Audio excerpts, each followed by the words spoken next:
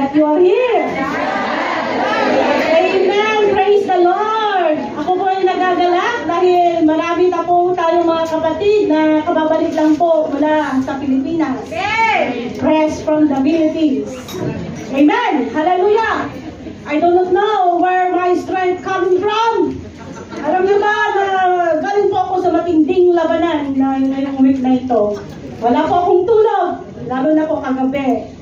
Umiiyak po ako kanina talaga naman, pero hindi ito magiging hadlang para hindi po ako makakatayo sa araw na ito. Amen. Kasi iniisip po kayo, Lord, namatay sila, tapos hindi ako tatayo. Amen. So last Sunday ay tunay nga po napakaganda ang mensahe ng ating Panginoon sa atin. Na ibinahagi ng ating kapatid na yung title ng yung message niya is about yung purpose ng ating Panginoon. Na yung proclamation ng gospel. So, I know na busog po ang lahat last Sunday. And this morning, I'm so excited to share with you the title of our message. Napakaiksi lang po, His Love. Ang love na ito ay hindi po patungkol sa pag-ibig sa ating kapwa. At lalong-lalo din, hindi patungkol sa iyong asawa o kasintahan. Kasi pag nababanggit ang salitang love, ay talaga naman mayroon sa inyo kanina ay kumukuti-kutitap ang kanilang mga mata. At iba naman sa inyo ay talaga naman parang biglang umasim ang mukha. Hindi ko alam kung meron kayong pinagdadaanan. Pero sa umaga nito, ang pag-ibig na ating pag-uusapan ay patungkol sa pag-ibig ng Diyos. Amen. Ano nga ba ang mga katotohanan sa pag-ibig ng Diyos? But before that, shall we pray? Ama naming Diyos na makapangyarihan sa lahat, kami po ay nagpapasalamat, Panginoon, dahil muli mo po kaming tinipon sa iyong dakilang pangalan. Lord, itinataas po namin ang iyong mensahe sa araw na ito. Dalangin ko, Ama, na maramdaman ng bawat isa, Panginoon, yung gravity ng iyong pag-ibig sa amin. At dalangin ko din, Panginoon, ang aking mga kapatid na narito. Sa kabila ng napakalamig na panahon, Panginoon, ay inula ka pa rin nila, Panginoon, sa araw na ito. Pagpalain mo sila, Panginoon. Hindi ko po alam kung ano po yung mga pinagdadaanan nila sa araw na ito. And I pray, O God, na lalabas po sila sa araw na ito, Panginoon. Na punong-puno sila, Panginoon, sa araw na ito, na anuman yung mga prayer request and petition ng aking mga kapatid ay magkaroon ng katugunan in the name of Jesus. Sa iyo ko na po, Panginoon, na pinagkakatiwala ang pagpapahayag ng iyong banal na salita. Tunay nga po, Panginoon, that not by my strength nor by my power, but by the Spirit of God. So Holy Spirit, take over. And this is all my prayer in Jesus' name. Amen and amen. Hallelujah. Sabi nila, paano mo daw maipapaliwanag or i-describe yung ganda ng isang hardin o yung rosas sa isang bulan? At paano mo din daw maipapaliwanag yung ganda ng isang musika o gaya na lang yung pag-aawitan natin, hallelujah, ganon, sa isang bingin?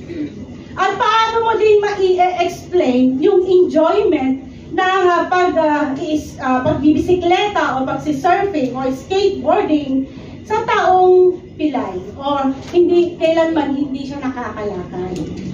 So, gayon din daw yon sa pag-e-explain sa tao na finite ang pag-iisip. Sa isang taong close-minded na sa pag-ibig ng Diyos. Na hindi mo talaga ma-describe sa kanila yon. So, if you want to know the description of who God is, so kailangan mo talaga na maunawaan at maranasan ang pag-ibig ng Diyos. At alam natin na ang pag-ibig, ang pag-ibig ng Diyos, ito yung pinakakatangian ng Diyos. This is the most characteristics of God. So, ang ating keywords, mga kapatid, ay mula sa Psalm 117 verse 2. Sabi dito, for great is His steadfast love toward us, And the faithfulness of the Lord endures forever. Amen. Praise the Lord! Sabi, ang maikling verse na ito ay isang makapangyarihang pagpapahayag na hindi natitinag at walang katapusang pag-ibig ng Diyos. Ito ay isang pahayag ng pananampalataya na nagbibigay diin sa pagiging permanente at pagiging maaasahan ng pag-ibig ng Diyos para sa kanyang mga nilalang. Sabi dito yung naka-yellow dyan, great His steadfast love. Ito ay tumutukoy yung sa Hebrew word nito is kesed. Na ang kahulugan nito ay walang kamatayang pagmamahal o walang humpay na kabutihang loob ng Diyos. Ito ay isang salitang ginagamit upang ilarawan ang pag-ibig ng Diyos sa kanyang nilikha. Ay yung endures forever naman, ito yung Tagalog, nagtitiis magpakailanman. Na binibigyan diin dito na walang hanggan at walang katapusang kalikasan ng pag-ibig ng Diyos. Ito ay hindi pansamantala o may kondisyon, kundi ito ay isang pag-ibig na lumalampas sa panahon at magpapatuloy magpakailanpaman. Amen. Amen. Sino sa inyo dito na noong hindi pa kayo Kristiyano ay may nababasa kayo or nakikita nyo sa mga sulok-sulok dyan o nakapost or may nagsabi sa'yo, Jesus loves you or God loves you, ganyan. Diba, nung hindi pa tayo Kristiyano, naririnig na natin yan. At ngayon na Kristiyano ka na, ay nagagamit mo na rin yung words na yan. Amen. So, nagagamit itong word na ito sa pag-evangelize, sa mga crusades, sa mga bookmarks, sa tracts, sa stickers, nakaprint din yan sa mga t-shirts, sa mga sombrero, sa bracelet, at saka tarpaulin. Alam niyo ba na dahil yan ang pinaka-mensahe ng ating Panginoon sa lahat ng tao sa mundo? Na alam po natin na yes, common phrases na yan na naririnig natin. Pero ito ay nagsisilbing paalala sa mga tao na walang humpay na pagmamahal at kabutihan ng loob ni Jesus sa ating mga nilalang niya. Ito din ay nagbibigay inspirasyon at lakas sa mga Kristiyano upang magpatuloy sa kanilang mga pananampalataya at pag-asa. Di ba, pag may nakikita kang sister na parang nalulungkot, huwag na malungkot, Jesus loves you, God loves you, gano'n, parang it's a form of comfort. At ang pinakapuso ng Bible, ito, alam po natin, lagi na natin nababasa ito, naririnig, at meron ding awitin patungkol dito, nasabi dito, for God so loved the world that He gave His one and only Son, that whoever believes in Him should not perish, but have eternal life. Amen. Amen. Na kung saan pinadala niya ang kanyang bugtong na anak na si Jesus upang magdusa at mamatay sa cross ng Kalbaryo para sa ating mga kasalanan na hindi naman niya ginawa. Para lamang tayo ay mabigyan ng buhay na walang hanggan sa pamamagitan ng ating pananampalataya sa kanyang anak na si Jesus. Amen. Ang Panginoon, nais niya na magkaroon tayo ng ugnayan sa Kanya. Mahal na mahal tayo ng ating Panginoon. Kung hindi mo pa alam na mahal ka ng Diyos, ang pait ng buhay mo. Kasing pait yung kape doon sa McDo. So kung hindi pa alam ng katabi mo, sabihin mo, Jesus loves you. Ang Christianity, tayo lang yung nagsasabi ng Jesus loves you. Yung mga lahat ng mga Diyos-Diyosan na yan, wala pa tayong narinig na Buddhas love you, Muhammad loves you, di ba? Wala. Kundi Jesus loves you. Kasi nga mapagmahal ang ating Diyos na sinasamba. Amen! Hallelujah! Ito, this is the prayer of Apostle Paul, and this is my prayer to all of us also.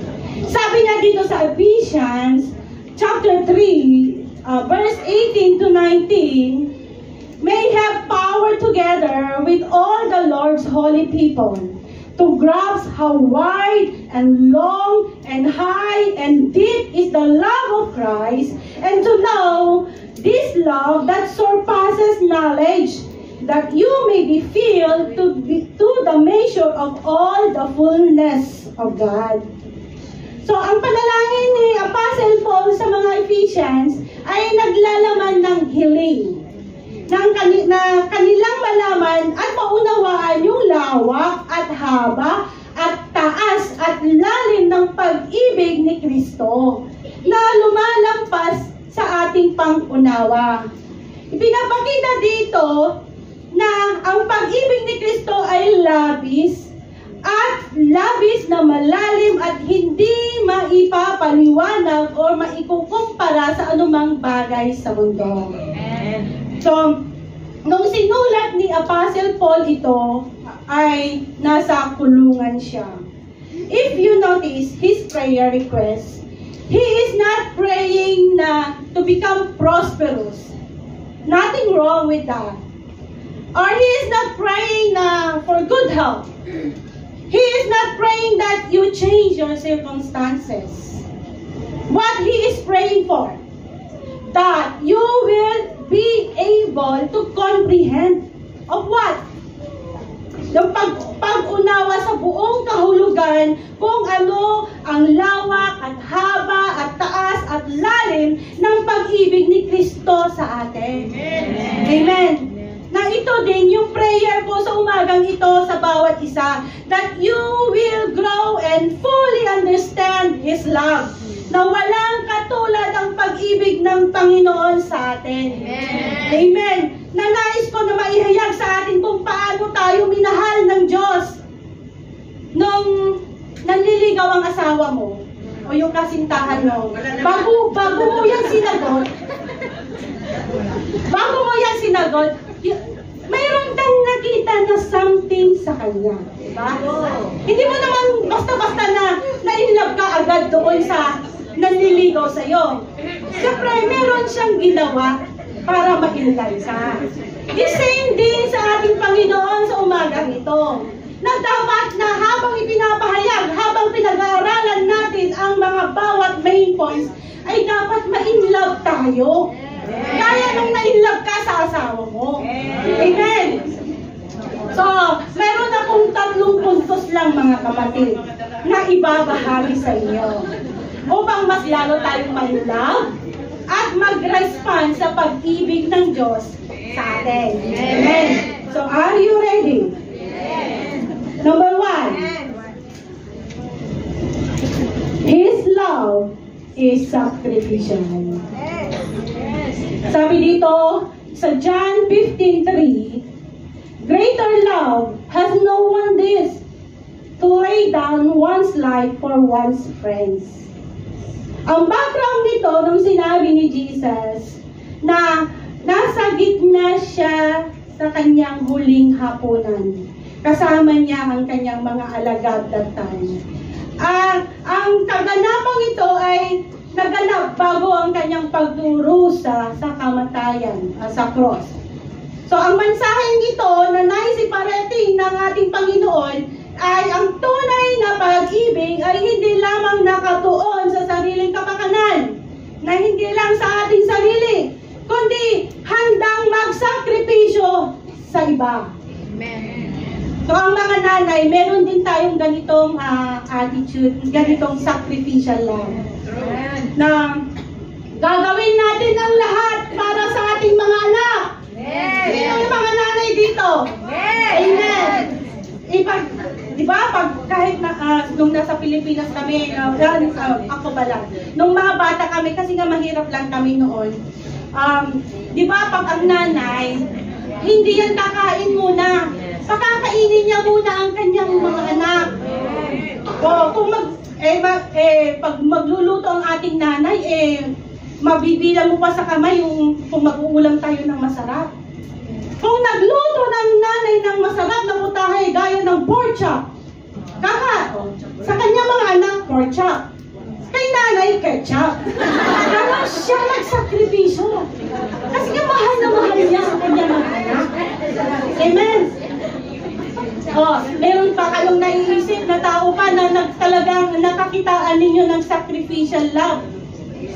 Sino?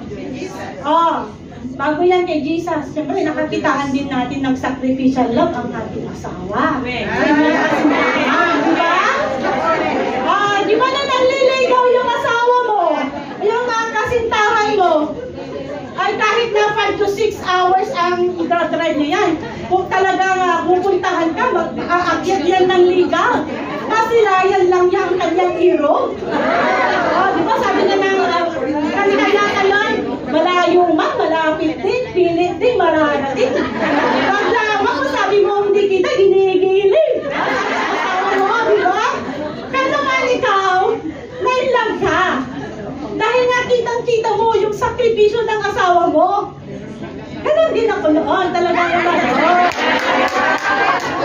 Sabi ko sa, dinaliligo yung asawa ko, punta ka dito. Punta naman siya. Kaya lang, ang mahirap, ay yung pagkantang gasolina niya, papunta lang pala. Tapos pa uwi. Sacrificial din yun sa akin. Give and take naman. Diba? Sacrificial lang yun sa'yo. Marami din, diba? Nung nanliligaw yung asawa mo, kung ano-ano yung mga pinapangako niya. Susungkitin niya ang between. Susungkitin niya ang buwan. Susungkitin niya yung between. Hindi nga niya masungkit yung papaya sa likod ng bahay niyo. Yung between pa kaya? Diba? Ayun, maraming na-scam dyan. Ayan, meron akong illustration. Much better na ano pa.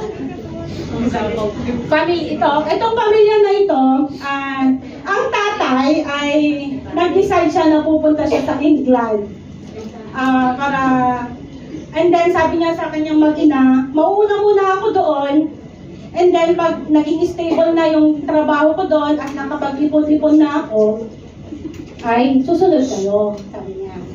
And then, so nakapag-ipon yung tatay, and then susunod na rin yung mag-ina. Akala nilang smooth sailing, nung sumakay na sila ng barko, itong mag-ina, akala nila smooth sailing. Pero hindi nila alam, nagkaroon ng problema ang barko. May sumigaw ng sunog. Ayan, nag-aanohan na sila. And then, siyempre, yung kapitan ng barko, alam niya na mayroong pulbura doon sa barko. Now, once na na-reach ng apoy yon, ay sasabog yung barko. So, ang ginawa nila ay nilabas na nila yung mga lifeboat. Kaya lang, at time, hindi enough yung boat, yung lifeboat na yon. So, ito mag-ina, naghahanap din sila ng masasakayan. Kaya lang yung nahanap nila, wala nang, parang isa na lang yung pwedeng sumakay doon. So, nakiusap yung nanay kung pwede pa silang mag-ina.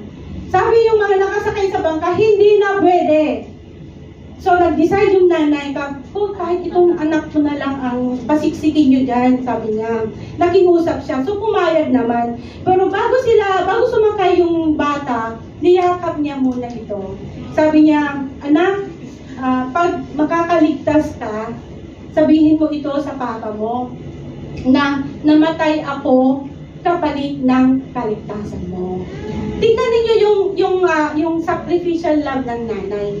Pwede naman na iwanan niya yung anak niya, na siya na lang yung sasakay sa barko. Uy anak, dyan ka na lang ha. Ako na lang sasakay dito, gagawa na lang kami ng pambagong ng anak.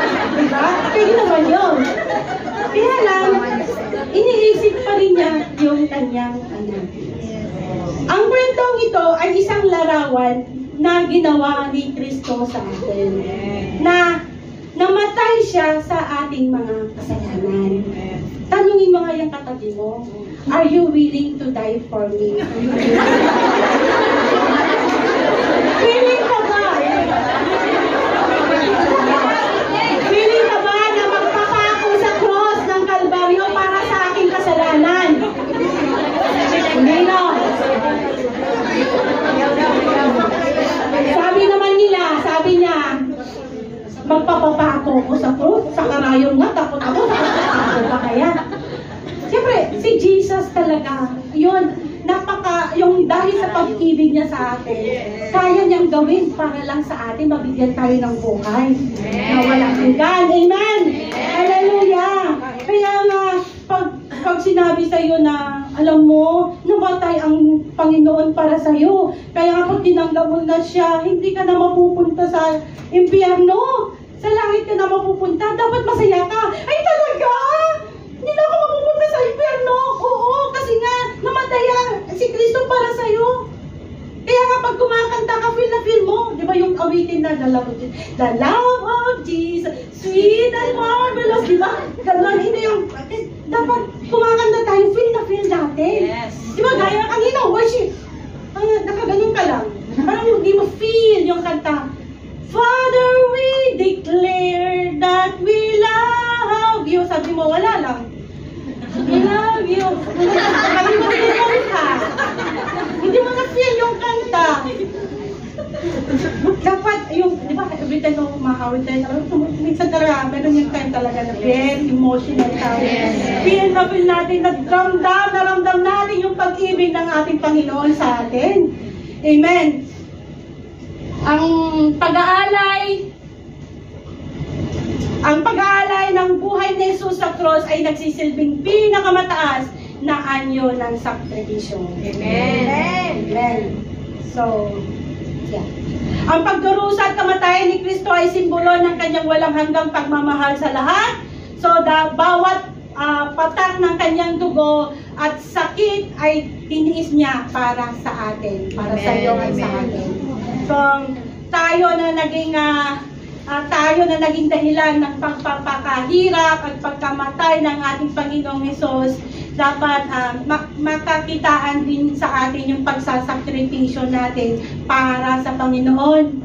Na hindi mo lang ibigay na dapat i-sacrifice mo din yung oras mo sa Panginoon. Amen. And some of you, hindi mo man lang maibigay ng buong-buo ang oras mo sa Panginoon. Parang yung pag-a-attend lang ng service ay parang napakabigat pa sa'yo. And hindi mo pa pag Sunday, dapat excited na magkaroon ka ng na makakapakinig ka ng salita ng Panginoon, makakapag-awit ka ng mga awiting, papurit, pasasalamat sa Panginoon. Kaya lang, Sunday pa rin is negotiable pa rin sa'yo. Lagi ka pa rin naghihintay, nakakatuking ka ng amo mo na magpa-part-time ka ng Sunday. Sunday is non-negotiable. Sunday is for the Lord. Kahit bayaran ka pa ng 500 dyan. 500 ang laki na yan, sister. Kapatid, mas malaki pa ang ibibigay ng Panginoon.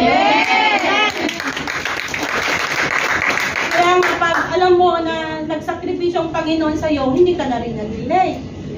Hindi ka na rin nag-aabang ng weather forecast lagi. Para may dahalan ka na hindi pumunta sa araw na ito. Mag-T1 lang. T1 lang ha. T1. Na typhoon. Hindi ka na mag-church. And then, ito, napakalamig ang weather. Sarap matulog. Sarap ng matulog. Huwag ka nang magpag-apo sa higaan mo, kapatid. Worship the Lord sa araw ng Sunday. Pwede ka naman bumalik doon, di ba? Na makasama mo ang Panginoon sa araw ng Sunday. Pumulan man o bumagyo, kapatid, wala yan sa panahon, kundi nasa tunay na relasyon sa Panginoon. Amen! Hallelujah!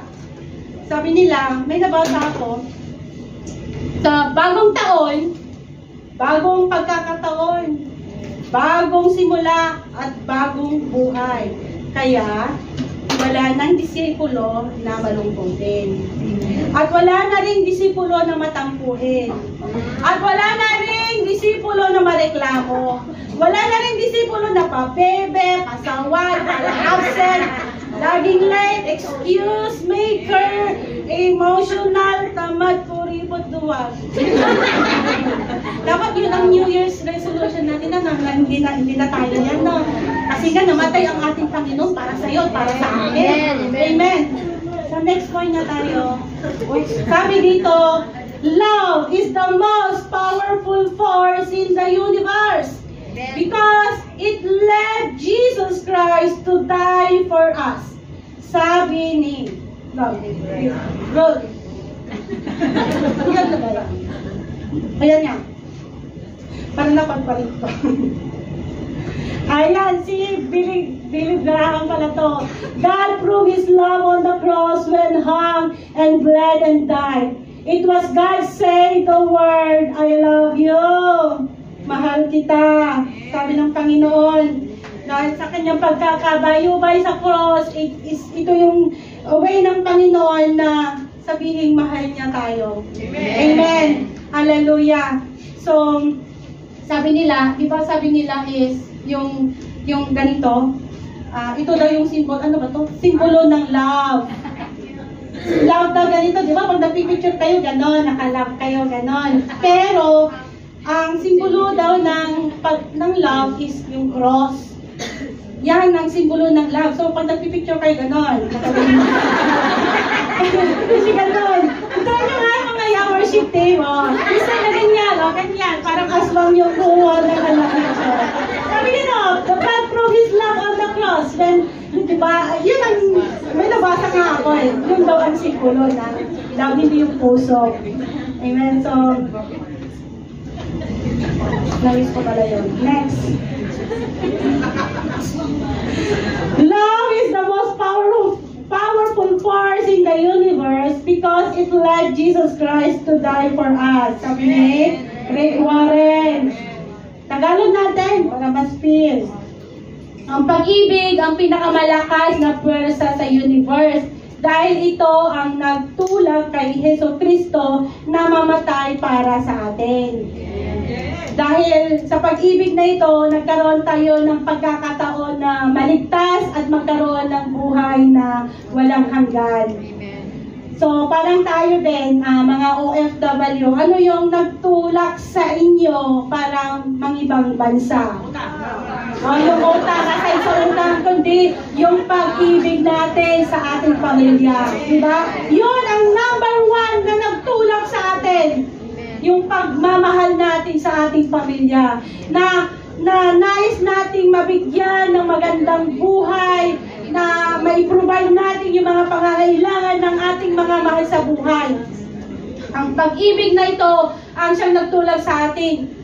Amen. So, tayo na bawat patak ng ating luha, bawat patak ng ating yung pawis natin, pangungulila natin, nakakaramdam tayo ng pagod, puyat. Ako yung puyat, parang wala talaga akong tulog. Yan, nakakaramdam tayo ng gutom. Iniis natin mga kapatid, dahil sa pagmamahal natin sa ating mga mahal sa buhay. Tuition fee na naman. Sige lang, sige, kudkod. Habang nagkukudkod ka ng kuberta, iniisip mo yung anak mo na kailangan niya ng pang-tuition fee. May mga iba din na yung mga nanay talaga nun, parang nasosobrahan na nila ng pagmamahal sa kanilang anak. Ay pati yung mga luho, binibigay na rin. Hindi na sila, gusto lang nila mapasaya ang kanilang mga mahal sa buhay. Kahit na hindi naman kailangan, sige, utang sila sa bangko para may ipadala sa pamilya. Pag may kailangan na naman sila, sige, relon na yun. Favorite na nila yung song na relon song na. Ganyan, napakahirap din ang kalagayan ng isang nanay o yung mga breadwinner na yung tindi ng pagmamahal natin sa ating mga mahal sa buhay. Na the same thing din yung ginawang hakbang ni Jesus ay mababasa natin dito sa may dito. Sa Philippians 2, verse 7 to 8. Sabi dito, sa halip po sa niyang binitawan ang pagiging kapantay ng Diyos at namuhay sa isang alipin. Ipinanganak siya bilang tao. At nang siya'y maging tao, nagpakumbaba siya at naging masunurin hanggang kamatayan sa cross. So, ipinapaliwanag dito ni Apostle Paul na kung paano ibinaba ni Jesus ang kanyang sarili na mula sa langit ay nagpakumbaba siya upang maging tao. Ito ay pambihirang desisyon dahil sa kanyang mataas na antas ng kalagayan sa langit, ngunit pinili pa rin niya na maging katulad ng isang alipin. Isipin ninyo, the darling of heaven, pupunta dito sa langit makasalamuhan lang ang kanyang mga nilalang. Amen. Ganun katindi ang pagsasakripisyo at pagmamahal ng Diyos sa atin. Amen. And this brings us to number 2. His love is unconditional. Ating verse is Romans 5:8. But God demonstrates His own love for us is this. Paano? While we still sinners, Christ died for us. Yung wala ka pang ginagawang tama, yung wala ka pang ginagawang matawid, yung wala ka pang ginagawang mga bagay na mabuti, ay namatay ang Panginoon sa atin. So ang pangunahing mensahe ay ang pag-ibig ng Diyos ay hindi batay sa ating mga mabubuting gawa or yung pagiging karapat-dapat, but is an expression of His divine grace and mercy. Na kahit tayo ay laging nagpapasaway sa Panginoon, tumatalikod tayo sa Kanya, at nahuhulog tayo sa kasalanan, na Kristiyano ka na, pero meron yung time talaga nangihina ka, nagkakasala ka ulit, nalalabiskan ka, pero mahal pa rin tayo ng Amen.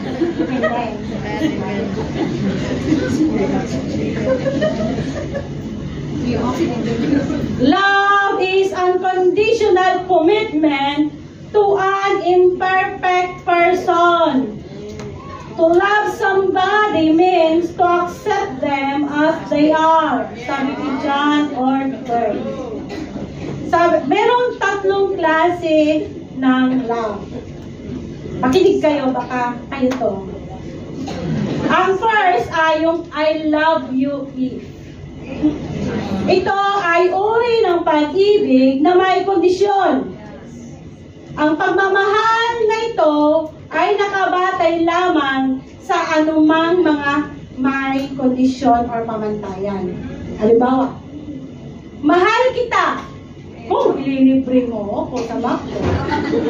Mahal kita kung ipapadala mo lahat ang iyong sahod sa akin. May kondisyon. Number 2, I love you because. Yan.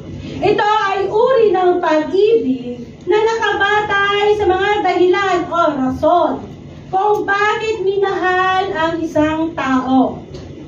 Example, mahal kita kasi lagi ka na lang nagre-regalo sa akin ng Toblerone. Wow, sosyal. Paano kung hindi na pala niya kayang bumili ng Toblerone at pulburog na lang ang kanya binigay sa'yo? Mamahalin mo pa rin ba siya? Mahal kita dahil lagi mo akong tinatawagan paano kung wala na siyang pangbili ng loud? Hindi na siya makatawag sa'yo, mamahalin mo pa rin ba siya? Mahal kita kasi lagi mo akong napapatawa. Paano kung naubusan na siya ng joke? Boring na niyang kasama, mamahalin mo pa rin ba siya? Number 3, I love you in spite of your mistakes. I love you in spite of your shortcomings. Wow. Ito daw yung uri ng pag-ibig na hindi nakabatay sa mga dahilan, kundi sa pagtanggap at pagmamahal sa kabila ng mga pagkukulang at pagkakamali ng minamahal. Ito ang pinakamataas na uri ng pag-ibig. Halimbawa, mahal kita kahit alam kong hindi ka perfecto. Mahal pa rin kita kahit na once a week ka lang maligo. Mahal kita kahit na ganyan kang manamit. Mahal pa rin kita kahit na ganyan ka. Kasi minsan, di ba, pag mag-asawa na kayo, and then nakita mo na yung mga differences ninyong dalawa, isosoli mo na. Hindi mo na siya mahal. Kasi yan nakita mo, yung pala, nung nanliligaw sa'yo, 1 cup lang yung kinakain niya, parang na-discourage ka na kasi isang buong rice cooker na kain. O, di ba? Tapos, ang lakas pa niya umutot. Di ba meron ganon? Yes. Napanood ko sa ramen doon po, dahil lang doon, nagkahiwala eh. Ang babaw na dahilan ng pagmamahal. Pero ang nais ng Panginoon na yung ganito, na mahalin natin, yung pagmamahal natin ay sa kabila ng kanyang pagkukulang.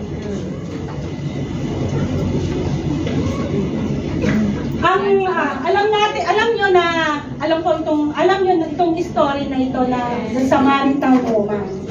Nagaya na lamang ang Samaritan woman na ito ay pinadama at makikita natin yung unconditional love ng ating Panginoon. Ang story na ito ay mababasa ninyo sa John chapter 4, 1-42 na kung saan ay si Jesus ay nakatagpo ng isang babae mula sa Samaria na pumunta sa balon upang kumuha ng tubig. Sa kwentong ito ay makikita natin yung unconditional love ni Jesus sa Samaritana. Kasi nga, intentional siyang pumunta doon sa kanyang lugar para katagpuin ang Samaritanang ito.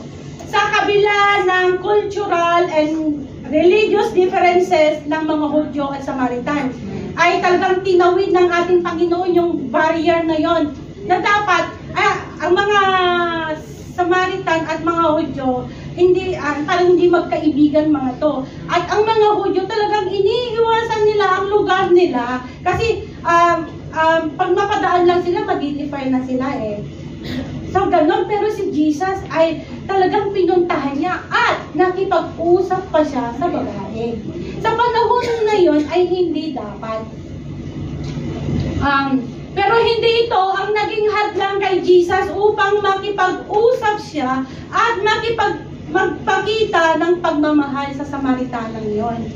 So nung nilapitan niya yung Samaritan ay talagang inalok niya ito ng tubig na buhay, yung living water. Kung ano naman natin, parang tayo itong Samaritan woman na ito, na nais ng Panginoon na tanggapin natin yung inaalok niya sa atin na pag-ibig, yung buhay na walang hanggan. Amen. So, kung ating bibigyan ng kwento ito, meron akong ginawa kanina lang na script. Yung lagyan natin ng contemporary version. Sabi yan ni Jesus, lumapit siya sa Samaritan woman. Sabi niya, meron akong inaalok sa'yo. Ito ay tubig na buhay. Meron akong inaalok sa'yo. Ito ay ang aking pag-ibig sa'yo. Na siyang magdadala sa'yo sa buhay na walang hanggan kung tatanggapin mo. Sabi naman ng Samaritan, o lagyan na lang natin ng pangalan para, o si Luz na lang. Sabi ni Luz, hindi mo ako kilala. 6 na yung naging asawa ko eh. Sabi ni Jesus, ganito lang to ha, pero walang asawa si Sister Luz. Sabi ni Jesus, alam ko na 6 yung asawa mo, at saka yung isa mong kinakasama, ay hindi mo yan asawa. Sabi naman ni Luz, alam mo naman pala Lord na ganun ang sitwasyon ko, bakit ka pa lumalapit sa akin? Kaya nga ako napupunta ng tanghaling tapat dito para makaiwas ako ng mga taong nagmamarites sa akin. Bakit ngayon nakikipag-usap ka ngayon sa akin? Dahil alam ko na kahiya-hiya yung sitwasyon ko ngayon. At yung nakaraan ko, sabi naman ni Lord, kumanta siya. Sabi ni Lord, ang pag-ibig ay sadyang walay sa isa't isa'y kailangan.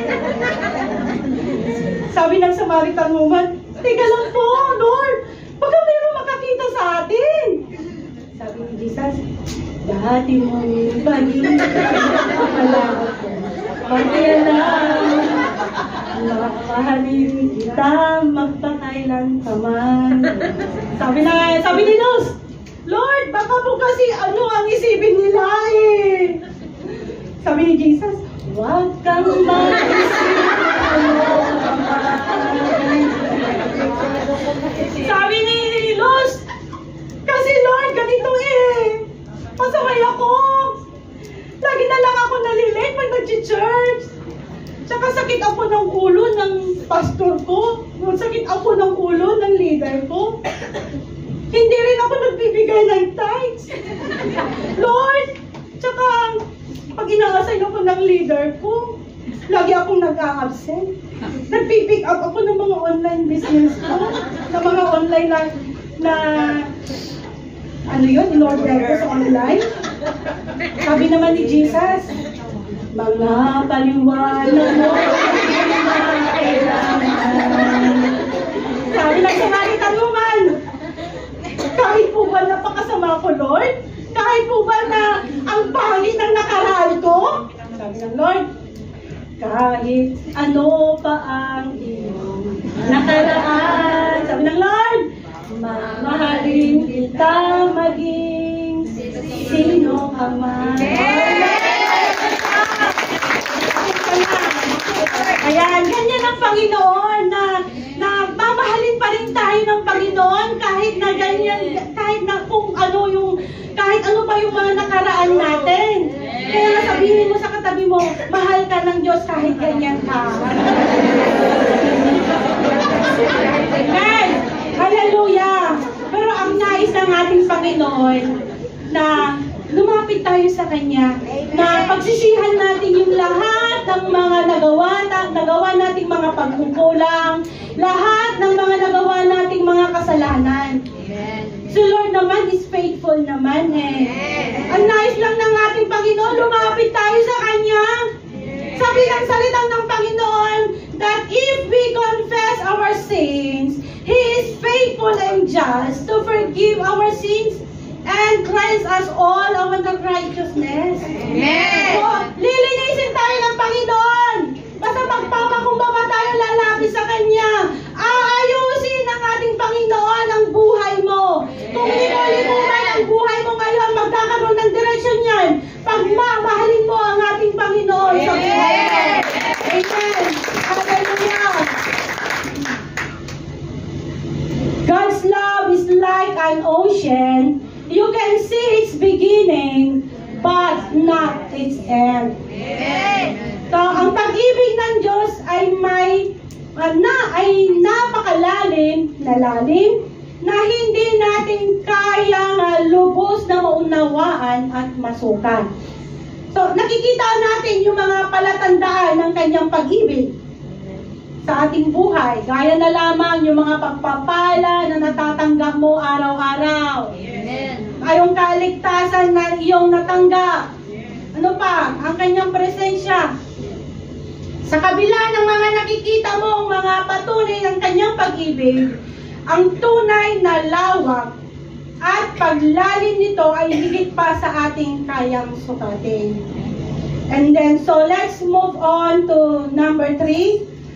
The last but not the least, but before that, can we recap yung mga napag-aralan natin, the first 2 points? Ano yung una? His love is sacrificial. His love is unconditional. And number 3 is, His love is eternal. Jeremiah 31:3. The Lord appeared to us in the past, saying, I have loved you with an everlasting love. I have drawn you with unfailing kindness. Amen. So ang verse na ito ay naglalaman ng isang mensahe ng pag-ibig at pangako mula sa Diyos sa kanyang bayan ng Israel. So ang background nito, si Prophet Jeremiah ay naglilingkod sa isang panahon na kung saan na ang Israel, particular na yung Judah, ay nahaharap sila sa matinding pagsubok na dulot ng kanilang kasalanan at pagtalikod sa Diyos. Dahil yung ginawa nila noon ay nagsumamba sila sa mga Diyos-Diyosan At kaya sila ay dumaranas ng mga hirap at paghihirap, kasama na yung pagkabihag nila at pagtatapon sa ibang bansa. Na parang tayo din, nakakaranas tayo ng matinding mga pagsubok at problema. Yes. Gaya na lamang, mayroong matinding sakit, magulong pamilya, problema sa financial, problema sa amo at iba pa. Ito subalit sa gitna ng kanilang pagkakamali at pagdurusa ay pinapakita ng Diyos ang kanyang mga pangako ng pagtubos at pagmamahal. So, yung eternal love ay pag-ibig na walang hanggan ay nagsasaad na ang pag-ibig ng Diyos para sa kanyang mga tao ay hindi nagpapabaya o nagwawakas na kahit sa panahon ng pagkaligaw. So, kasi kailangan pa ng ating Panginoon na paluin sila para maituwid sila sa tama. Ang nais ng Panginoon, ang pagpalo na yon, hindi naman para gustong pahirapan ng ating Panginoon, kundi nais ng ating Panginoon na ibalik yung relasyon ng Israel sa Panginoon, kasi nga ibang Diyos na naman ang sinasamba nila. Kung i-connect naman natin yan sa buhay natin, minsan nakakaranas tayo ng mga matinding mga problema, matinding mga pagsubok, dahil sa mga bagay na mga maling desisyon na nagagawa natin sa buhay natin. So nagtataka na lang, bakit Lord ganito ang nangyayari sa akin? Yung pala, meron na palang nire-reveal sa iyo ang Lord na kailangan na bumalik ka uli sa Kanya, na mag-repent ka kung nagkamali ka man ng desisyon. The Lord is faithful naman Napatatawarin ka na, bigyan ka ng chance uli ng Panginoon para itama ulit yung pagkakamali mo. Amen. Ito ay illustration. Ito yung North Star. Nais ko itong gamitin na bilang paghahambing sa eternal na pag-ibig ng ating Panginoon. Ang North Star ay tinatawag din na Polaris. Ito ay isang bituin na matatagpuan sa hilagang bahagi ng kalangitan. Ito ay ginagamit bilang gabay sa mga manlalakbay at navigator. Dahil ito ay nananatiling halos nasa parehong posisyon sa langit. Habang yung mga ibang bituin naman sa kanyang paligid ay umiikot. Sa madaling salita, ito ay simbolo ng katatagan at pagiging maaasahan. Sa pagkakatulad sa eternal love ng Diyos, tulad din ng North Star na ito, ang pag-ibig ng Diyos ay nagsisilbing matibay na pundasyon na maaari nating sandalan sa anumang pagsubok. So, ano pa? Yung tapat na gabay. Ang North Star ay nagsisilbing gabay para sa mga mandarayag, sa mga naglalakbay, lalo na sa kalagitnaan ng karagatan. Kung iano naman natin sa buhay natin, tayo ay parang tayo yung mga manlalakbay na nasa kalagitnaan tayo ng karagatan. Na kailangan, di ba tayo naman na naglalakbay lang tayo dito sa mundong ito. So, kailangan tayo, katulad ng mga naglalakbay, ay kailangan nila ng gabay. The same din with us, na kailangan natin yung pagmamahal ng Diyos na siyang nagbibigay sa atin ng direksyon at suporta sa ating buhay, lalo na sa mga panahong nahihirapan tayo. Aminin mo, kung wala ang Panginoon nag-guide sa'yo, mas lalo tayong napapaniwala. Amen. At sinisimboli din yan ng permanenteng presensya. Ang Polaris ay matatagpuan sa parehong lugar sa kalangitan na kahit ano pa man ang mangyari sa paligid. So, ito ay sinisimbolo ng hindi nagbabagong pagmamahal ng Diyos na laging nandyan para sa atin sa kabila ng mga pagsubok at pagbabago sa ating buhay. Na kahit na tayo ay nagbabago, yung pakikitungo natin sa Panginoon, Now you see, now you don't. Pero ang Panginoon, mahal ka pa rin ng Panginoon kahit na minsan sumasablay tayo lagi sa Kanya. The Lord remain faithful kahit hindi tayo faithful sa Kanya. Amen. And ito din ay liwanag sa kadiliman. Ito North Star na ang nagsisilbing liwanag sa gitna ng dilim na nagbibigay pag-asa sa mga tao na nawawala ng landas. So ito parang pinakailaw ng mga mandarayag na yan. So, gayon din yung pagmamahal ng Diyos na nagbibigay ng liwanag at inspirasyon sa atin at nagbibigay din ng pag-asa sa mga taong natatakot at naliligaw ng landas. Di ba ang hirap no, yung napakadilim na nangangapa ka na wala man lang ilaw. Pero ang ilaw na to, ang ating Panginoon ang siyang mag-guide sa'yo para mapuntahan mo yung lugar na itinakda niya para sa'yo. Amen. Isaiah 54:10, maguguho ang mga mundo at ang mga burol ay mayayanig. Ngunit ang wagas na pag-ibig ko'y hindi maglalaho at mananatili ang kapayapaan aking ipinangako. Iyan ang sinabi ni Yahweh na nagmamahal sa iyo. So, ipinapahayag ng verse na ito na katapatan ng Diyos na kahit anong mangyari, kahit ang mga malalaking bagay tulad ng mga burol na nagbabago, ang Diyos ay nananatiling tapat. Pinapakita dito ng kanyang matibay na ugnayan sa tao na nagmamahal sa kanya ng tapat. Amen. Then meron man yung panahon ng ating pagsuway sa kanya, mga panahon na hindi tayo naging matapat, but the love and His faithfulness remains forever. Amen. Ephesians 2:4-5.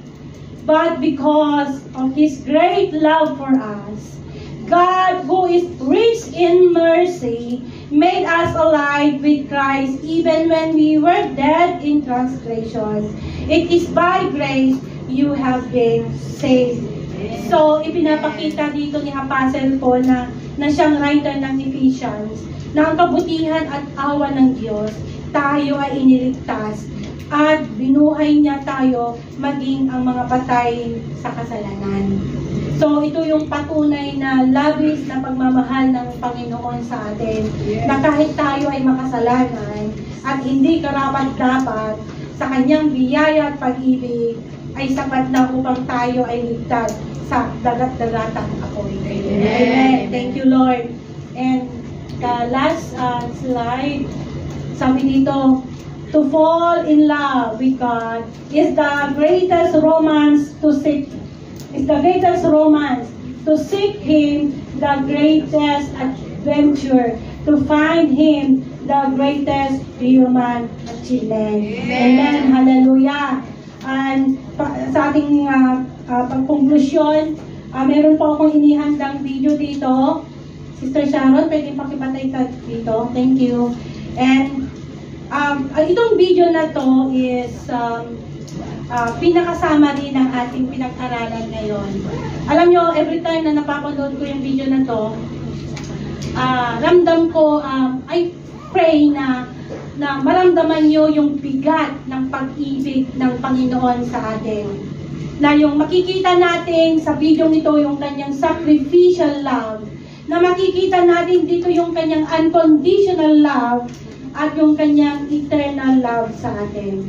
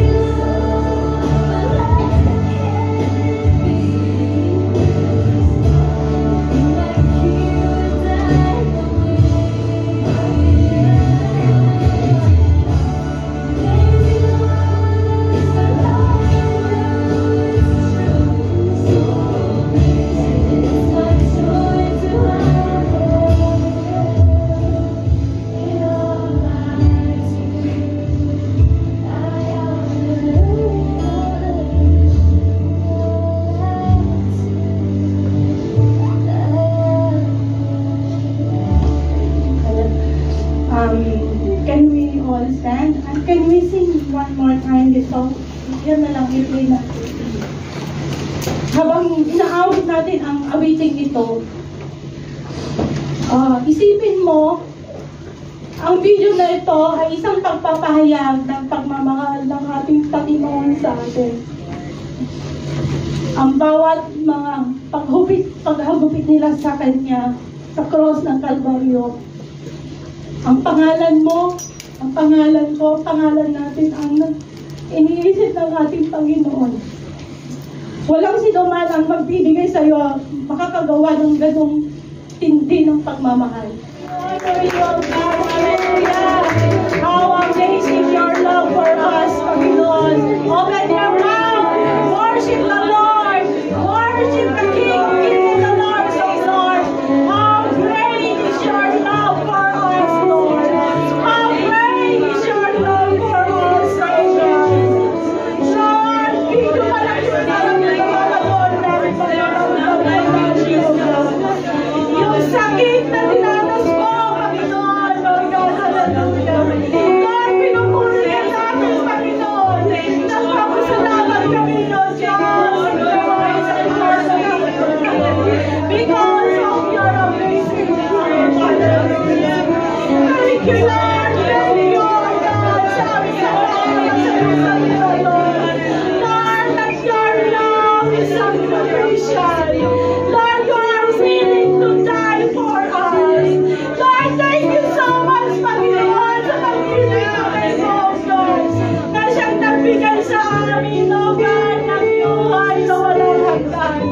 Ngayon din po, Panginoon, thank you, Lord, sa unconditional love na pinaparalan mo sa amin, O God. Sa kabila, Panginoon, ng aming pagsuway. Sa kabila, Panginoon, ng hindi mo namin invite mo kami, Panginoon. Pero patuloy mo pa rin kaming minamahal.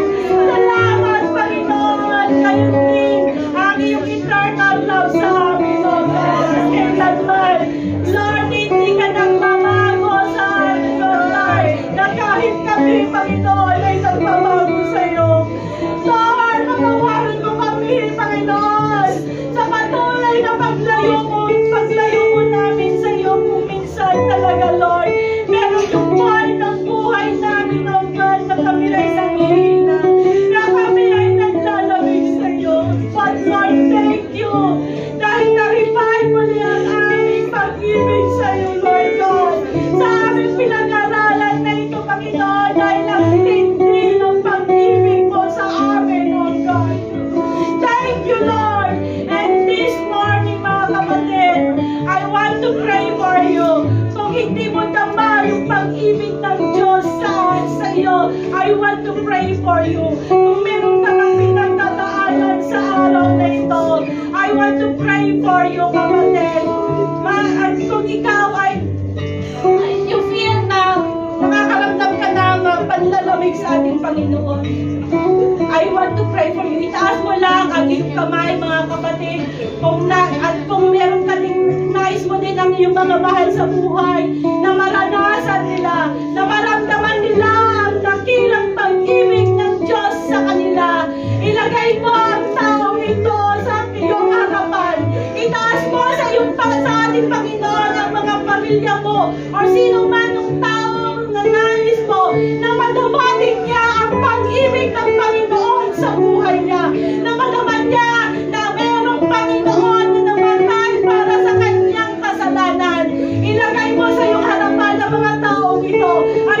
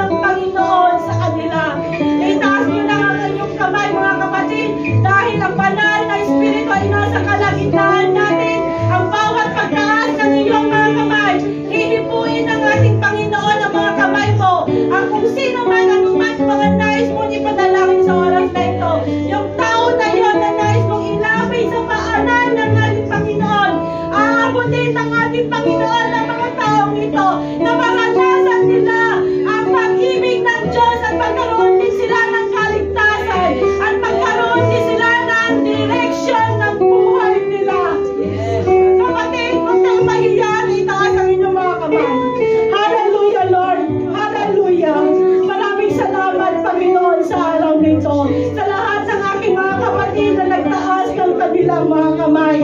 Nalalaman mo, Panginoon, ang kanilang mga struggles. Kung na meron man sa kanila, Panginoon, na nakakaranas na matinding problema, nakakaranas ng matinding pagsubok sa araw na ito, I pray, Lord, katagpuin mo ang mga kamay na ito, God.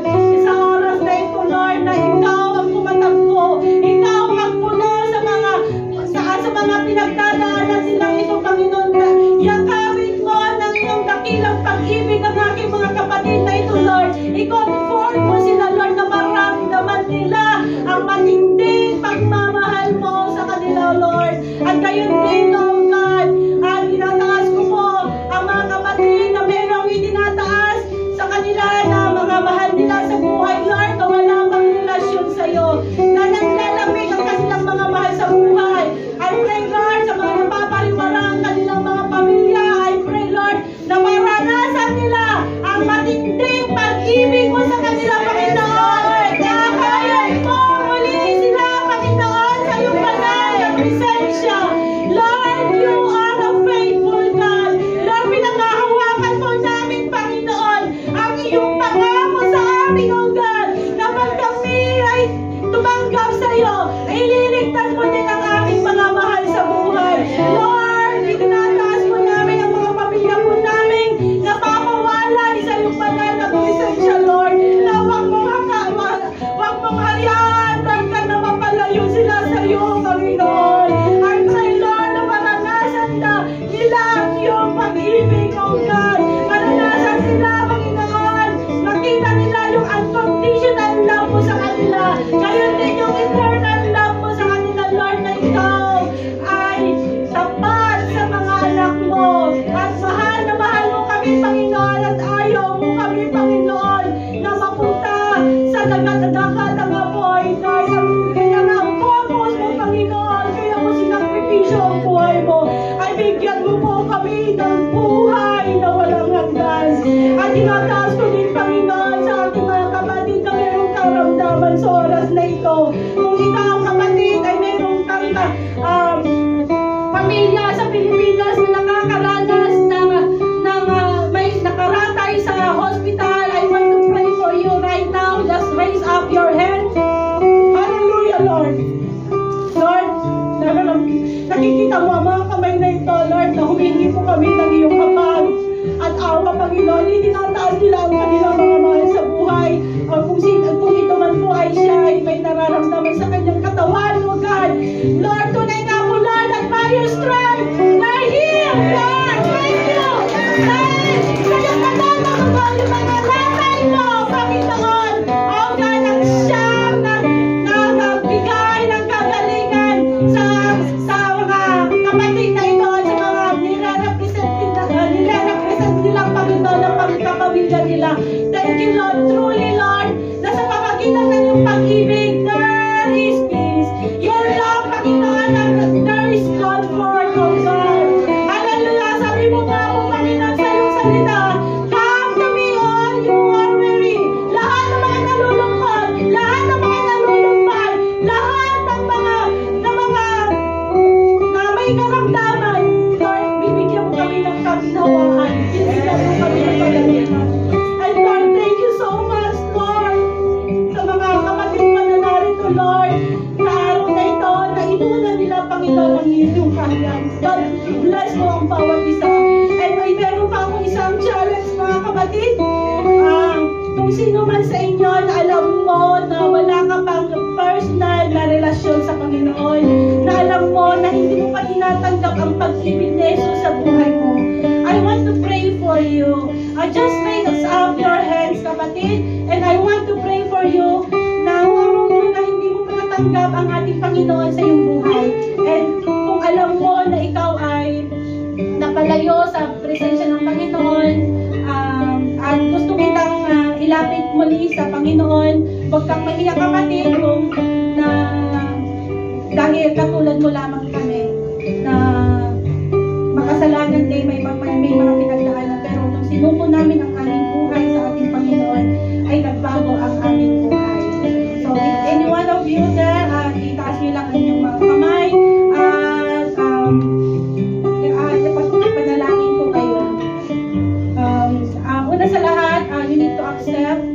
you are a sinner, and then you need to believe that Jesus Christ died on the cross of Calvary, and then you need to confess na hindi mo kayang iligtas yung sarili mo. You need Jesus na magliligtas sa atin. Hallelujah, Ama naming Diyos, na makapangyarihan sa lahat. Itinataas ko po, Panginoon, ang aking mga kapatid na nagtaas ng kanilang mga kamay, na sinusuko nila, Panginoon, ang kanilang buhay sa iyo. Lord, kapatid, sumunod ka sa aking panalangin sa oras na ito. Panginoon, patawarin mo ko sa lahat ng aking mga nagawang pagkakasala sa iyo. Mula pagkabata hanggang ngayon. Tunay nga po, Lord, na nagpapasalamat ako sa pag-ibig mo sa akin dahil napakinggan ko kanina na dahil sa iyong sakripisyo ay namatay ka sa aking mga kasalanan. And Lord, patawarin mo ko at linisin mo ko na yung banal na dugo sa mga kasalanan ng gawa ko. And Lord, pumasok ka sa buhay ko, tinatanggap kita sa oras na ito na bilang Diyos at tagapagligtas ko. Tunay nga po, Panginoon, na hindi ko kayang iligtas ang sarili ko, kundi ikaw lamang po, God. Sa iyo mo na po, Panginoon, na pinagkakatiwala ang aking buhay. Lord, na gabayan mo ako palagi. Salamat, Panginoon, sa mensahe ng aking darinig sa oras na ito. And ako na lang manalangin para sa iyo, kapatid. Panginoon, salamat sa aking mga kapatid na nagtaas ng kanilang mga kamay. I pray, Father God, na balutan mo sila ng iyong banal na dugo, O God, na hindi sila maago sa amin, O God. Tunay nga po, Panginoon, na libo-libong anghel ang nagagalang ngayon sa oras na ito sa pagsuko ng aking mga kapatid ng kanilang buhay sa iyo. I pray, Lord, gabayan mo sila, Lord, sa kanilang pang-araw-araw na pamumuhay, O God. Lalagi ka nila kunahin sa buhay nila at magpatuloy sila, Panginoon, sa kanilang Christian walk, Lord, na mas lalo pa silang lumalim at mas lalo pa nilang